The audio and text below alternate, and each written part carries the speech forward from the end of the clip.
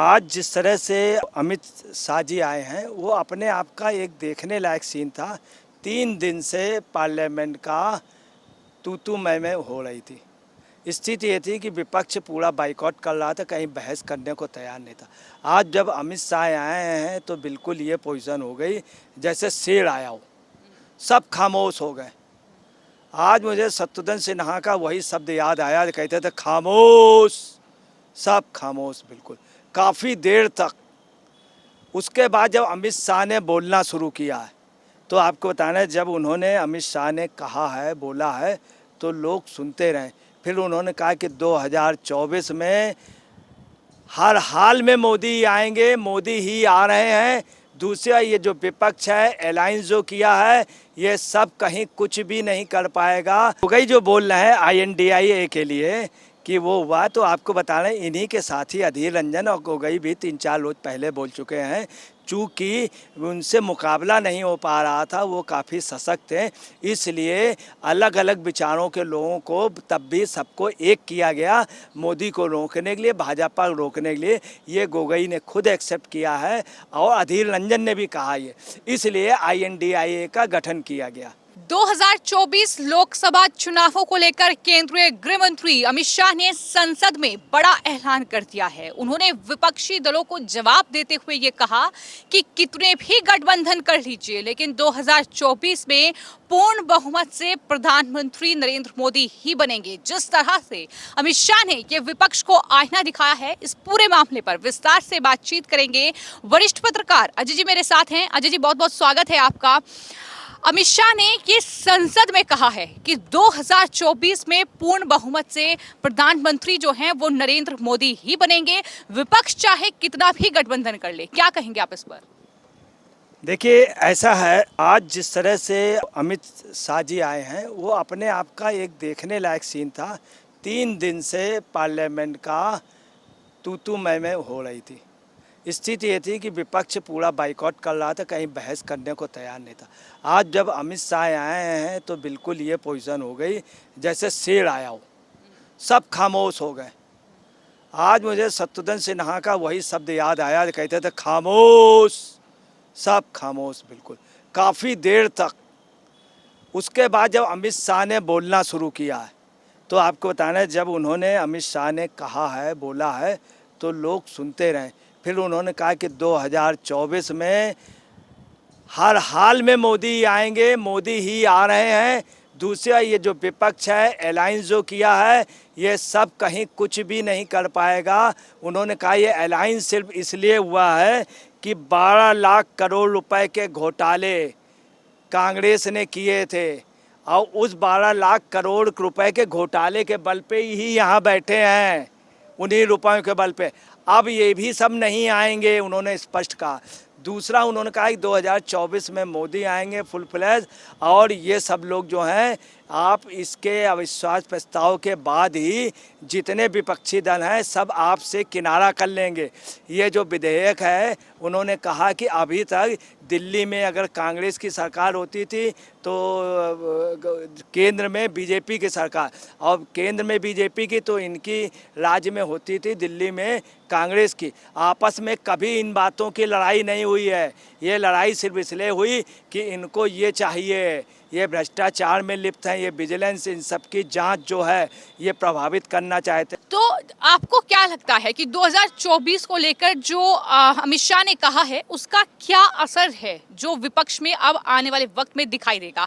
हालांकि इस पूरे मामले पर कांग्रेस के एक सांसद हैं गौरव गोगोई, उन्होंने बयान दिया है और कहा है कि ये INDIA जो गठबंधन बना है इसने NDA की नींद उड़ा दी है, बीजेपी की नींद हराम कर दी है, और यही वजह है कि अब अमित शाह हो या नरेंद्र मोदी हो, उन्हें NDA की याद आ रही है, यानी वो NDA को मजबूत कर रहे हैं। गोगोई जो बोल रहे हैं INDIA के लिए कि वो हुआ, तो आपको बता रहे हैं इन्हीं के साथी अधीर रंजन और गोगोई भी 3-4 रोज पहले बोल चुके हैं।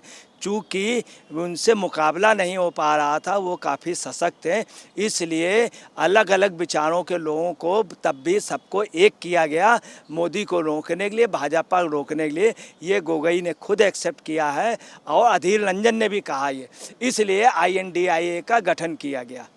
अब आया नो कॉन्फिडेंस में, आपको बताना है नो कॉन्फिडेंस की एप्लीकेशन गोगोई ने मूव की है।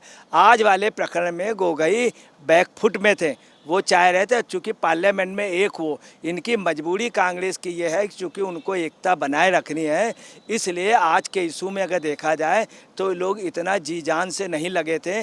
जब शाह आए तो ये खामोश रहे, बाकायदे इन लोगों ने हिस्सा लिया बहस में। तो गोगोई ने जो कहा है कि INDI से इनकी नींद हराम हो गई है, तो ये गोगोई का अपना सोच था। वो सोच रहे थे कि यहाँ पे बहुत ताजुब की बात है, कांग्रेस के जो हैं 50 सांसद नहीं हैं जितने मूव करते हैं, राज्यसभा में उनके बहुमत नहीं है, और वो इस तरह सोच रहे थे। हकीकत है कि वो डरे नहीं हैं या उनको चैन की नींद आ गई।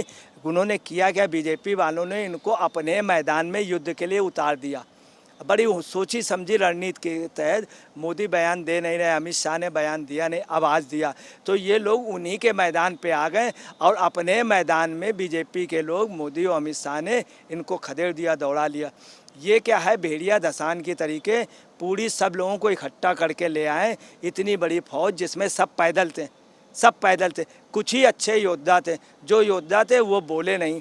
तो आपको बता रहे हैं आज पार्लियामेंट में जिस समय उन्होंने कहा 2024 में आएंगे, जब उनका भाषण हुआ तो आपने देखा होगा कांग्रेस के सांसदों ने, कुछ लोगों ने ऐसे किया, मगर चूंकि अगल बगल सब देखने लगे, कुछ वो सांसद बड़े खुश थे, हंस रहे थे, मुस्करा रहे थे।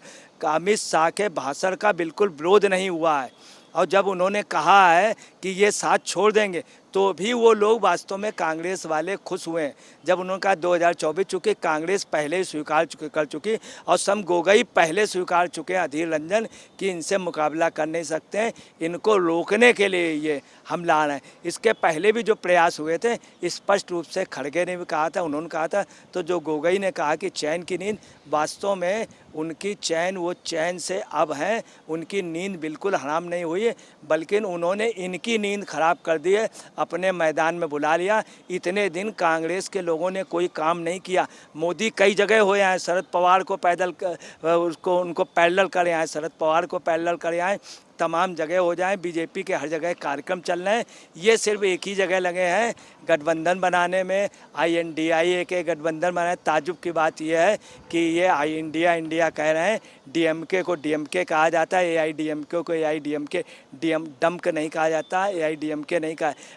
कांग्रेस को जो है नेशनल कांग्रेस कहा जाता है, NC, मगर ये लोग कांग्रेस, ये इंडिया ज़बरदस्ती नाम रख रहे हैं और ये ध्वस्त हो गया। INDI नो कॉन्फिडेंस तक है। आज आपको बता रहा है INDI में एक दल बाहर हो गया है, A वाला। आप आज के बाद, कल के बाद बाहर हो जाएगा इनसे।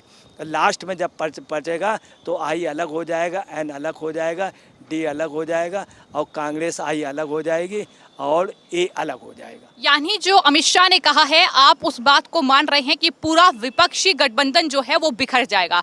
लेकिन मेरा सवाल ये है कि आखिर बीजेपी को, अमित शाह को या नरेंद्र मोदी को इतना भरोसा कैसे है कि तीसरी दफा भी वही प्रधानमंत्री बनेंगे? तो उन्होंने कहा है कि कितने भी गठबंधन कर लीजिए, लेकिन प्रधानमंत्री जो है नरेंद्र मोदी ही बनेंगे। क्या ये NDA की रणनीति जो है वो तैयार हो चुकी है? आपको क्या लगता है कि जहां एक तरफ विपक्ष तो अपना नेता भी नहीं चुन पाया है और वहां ये तय हो चुका है कि अब प्रधानमंत्री पद के जो उम्मीदवार हैं वो नरेंद्र मोदी ही हैं, और जाहिर तौर पर किस तरह की रणनीति होगी 2024 को लेकर ये भी तय हो चुका है, तो ये कहीं ना कहीं इसको लेकर आपकी क्या राय है? देखिए, ऐसा है जो उन्होंने अमित शाह ने कहा है, देखिए जितने भी सर्वे आए हैं वो NDA और INDA का आया है, उसमें सब में सर्वे में दिखाया गया है 295-90 से बीजेपी की पर्सनल सीटें उससे अबव, और 330 के बीच में दिखाई गई। गठबंधन 330 के आसपास, तो एज इट इज़ ये सब मिल करके भी अगर सीटें इतनी नहीं ला पाए, ये 140 से कम दिखलाई दे रहे हैं सब मिल करके। उसमें भी मैं आपको बता रहा हूँ कि वजह ये सारे सर्वे आ रहे हैं। दूसरी बात आपको बता रहे हैं, बीजेपी के लिए एक सॉलिड वोट है जो बीजेपी के अगेंस्ट में रहता है। वो वोट आपको बता रहे हैं बढ़ता नहीं, जैसे मुस्लिम वोट है तो वो देखता है बीजेपी से कौन पैरेलल लड़ रहा है तो उसको देता है। जैसे यहाँ दिल्ली में हुआ, उन्होंने देखा आप लड़ रहा तो टोटल मुस्लिम ईसाई वोट वो उनको चला गया जो लड़ रहा है। ये ज़रूरी नहीं कांग्रेस को जाए, जो भी आप लड़ रहा तो आप, यूपी में सपा लड़ती है, सपा के साथ चला जाता।